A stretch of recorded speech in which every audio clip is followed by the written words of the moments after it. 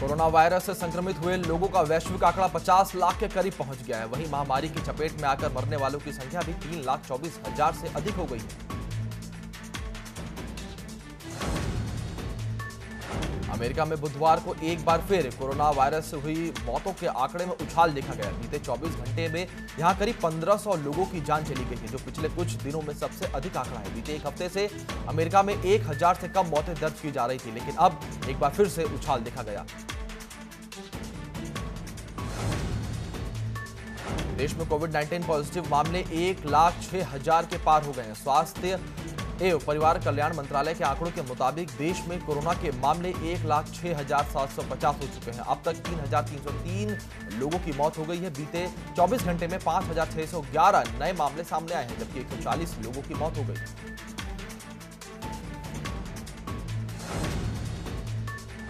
Corona virus के मामले में देश में 1 लाख से ज्यादा हो गए हैं। महाराष्ट्र सबसे ज्यादा प्रभावित राज्य है। महाराष्ट्र में 37,000 से ज्यादा कोरोना संक्रमित मरीज पाए गए हैं। वहीं महाराष्ट्र के बाद सबसे ज्यादा प्रभावित राज्य अब तमिलनाडु बन गया है। तमिलनाडु में कोरोना संक्रमित मरीजों की संख्या बढ़कर 11,760 हो चुकी है। यूपी में कोरोना के मामलों में लगातार बढ़ोतरी हो रही है। इसके साथ ही यूपी में अब कुल कोरोना संक्रमितों की संख्या 4,605 हो गई है। इनमें 1,704 एक्टिव केस हैं, जबकि 2,783 संक्रमण मुक्त होने के बाद डिस्चार्ज किए जा चुके हैं। वहीं प्रदेश में अब तक 118 मरीजों की कोरोना से मौत हो चुकी है। उत्तर प्रदेश में प्रवासी श्रमिकों के बीच कोरोना वायरस के बढ़ते मामले देखे जा रहे हैं, जो अभी अभी अपने घर लौटे हैं। राज्य की राजधानी लखनऊ में 190 किलोमीटर दूर यूपी के बस्ती जिले में 50 प्रवासी कोरोना वायरस से संक्रमित पाए गए। वहीं जिले में ये संख्या 104 हो गई है। जिले के एक शीर्ष अधिकारी ने कहा कि 28 लोग ठीक हो चुके हैं। केंद्रीय स्वास्थ्य मंत्री डॉक्टर हर्षवर्धन जल्द ही वर्ल्ड हेल्थ ऑर्गेनाइजेशन कार्यकारी बोर्ड के अध्यक्ष के रूप में कार्यभार संभालने वाले हैं। WHO के मुताबिक भारत में कोरोना से लड़ाई में अहम भूमिका निभा रहे हर्षवर्धन अपना कार्यभार 22 मई को संभाल सकते हैं। वह जापान के डॉक्टर हिरोकी नाकाटाकी की जगह बोर्ड के अध्यक्ष बनेंगे। लॉकडाउन के ऐलान के बाद से ही देश भर में रेल सेवा ठप है। हालांकि मजदूरों और लॉकडाउन में फंसे लोगों के लिए रेलवे स्पेशल ट्रेन चला रहा है। इस बीच अब 1 जून से हर दिन 200 नॉन एसी ट्रेनें चलाई जाएंगी। इसकी बुकिंग जल्दी शुरू हो जाएगी। खास बात यह है कि इस सेवा का लाभ हर कोई ले सकता है।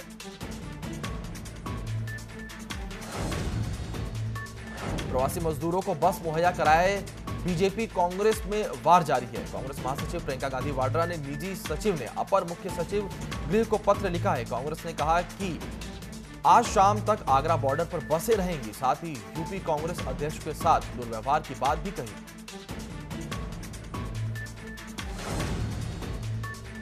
बंगाल की खाड़ी में उठा चक्रवाती तूफान अम्फान अब सुपर साइक्लोन में बदल चुका है। 20 मई यानी आज यह पश्चिम बंगाल के दीघा और बांग्लादेश के हतिया द्वीप के बीच टकरा सकता है। उस वक्त इसकी हवा की गति 185 किलोमीटर प्रति घंटा हो सकती है। इसके मद्देनजर मौसम विभाग ने पूर्वी तटों के तटीय इलाकों में ऑरेंज अलर्ट जारी कर दिया है।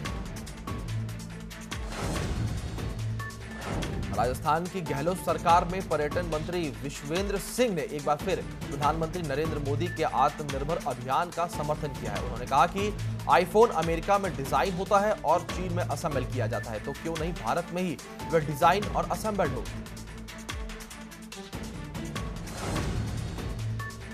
अर्थव्यवस्थाओं को फिर से पटरी पर लाने और नए निवेशकों को अपने राज्य में बुलाने के उद्देश्य से कुछ राज्यों ने श्रम कानूनों में बदलाव किए हैं। मजदूर संघ इन बदलावों के खिलाफ है। इस क्रम में राष्ट्रीय स्वयंसेवक संघ से जुड़े भारतीय मजदूर संघ ने भी देशव्यापी आंदोलन का फैसला लिया है। भारतीय मजदूर संघ आज देश भर में विरोध प्रदर्शन करेगा।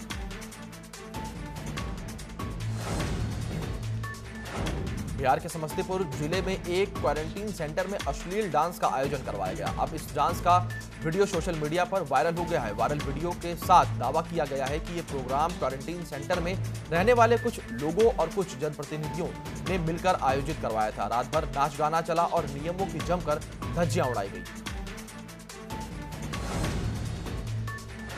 ई कॉमर्स प्लेटफॉर्म स्नैपडील ने कहा है कि उसने कंटेनमेंट जोन वाले इलाकों को छोड़कर बाकी पूरे देश में अपनी डिलीवरी सर्विस शुरू कर दी है। कंपनी 26,000 से ज्यादा पिन कोड क्षेत्रों में सेवाएं दे रही है। कंपनी ने कहा है कि वह अपने ग्राहकों को माल डिलीवर होने पर कैश ऑन डिलीवरी का ऑप्शन भी दे रही है, जैसा कि वह पहले करती थी।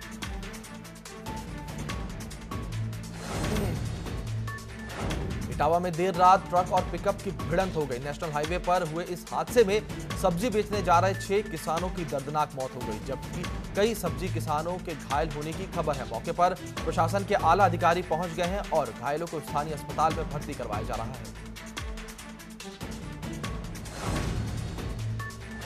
रामपुर में फिर कोरोना बम फूटा है। यहां 12 प्रवासी मजदूर पॉजिटिव निकले हैं, जिसके बाद स्वास्थ्य विभाग में हड़कंप मच गया है। जिले में फिलहाल कोरोना पॉजिटिव की संख्या 61 हो गई है। जो लोग नए पॉजिटिव निकले हैं उनके परिवार को भी क्वारंटाइन किया जा रहा है और उनके इलाके को हॉटस्पॉट घोषित कर सील किया जा रहा है।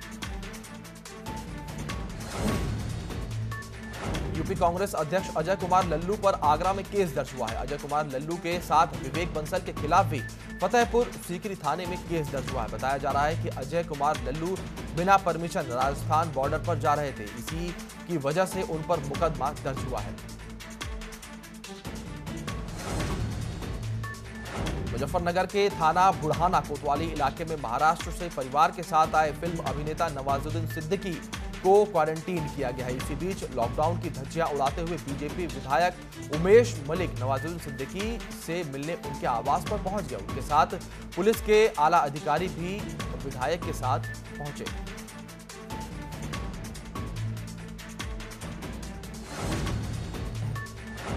लखनऊ के पुलिस कमिश्नर सुजीत पांडे ने 21 मई से नो मास्क नो फ्यूल का फॉर्मूला लागू करने का आदेश दिया है, जिसके बाद अब उन गाड़ियों को पेट्रोल पंप कर्मी तेल नहीं देंगे जिनके चालक मास्क नहीं लगाए होंगे। साथ ही मास्क नहीं लगाने पर भी कार्रवाई की जाएगी।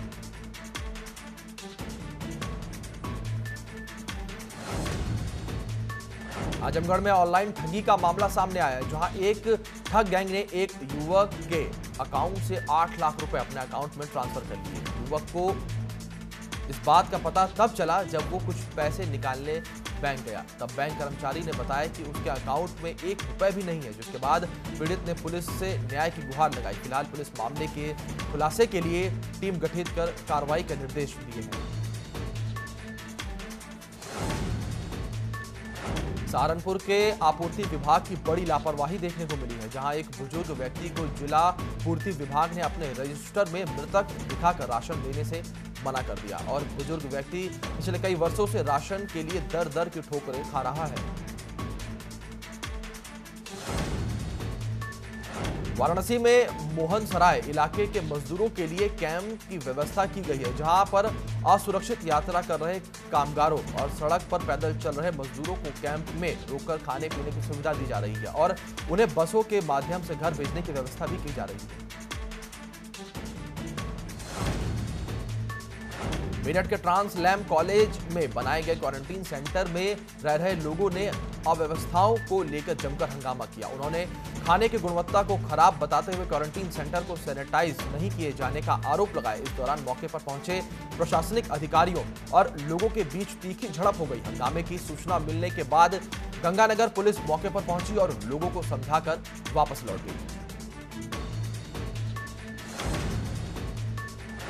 मैनपुरी में कांग्रेस जिलाध्यक्ष ने लॉकडाउन में अनूठी पहल शुरू की है। कांग्रेस की जिलाध्यक्ष विनीता शाक्य खुद अपने हाथ से मास्क बनाकर जरूरतमंद लोगों को बांट रही हैं, जिससे उनका कोरोना जैसी महामारी से बचाव हो सके। वहीं विनीता शाक्य हजारों लोगों को मास्क वितरित कर चुकी हैं। कांग्रेस जिलाध्यक्ष विनीता शाक्य का कहना है कि लॉकडाउन के बाद से उन्होंने अपने हाथ से मास्क बनाना शुरू कर दिया और जरूरतमंद लोगों को बांटना शुरू किया।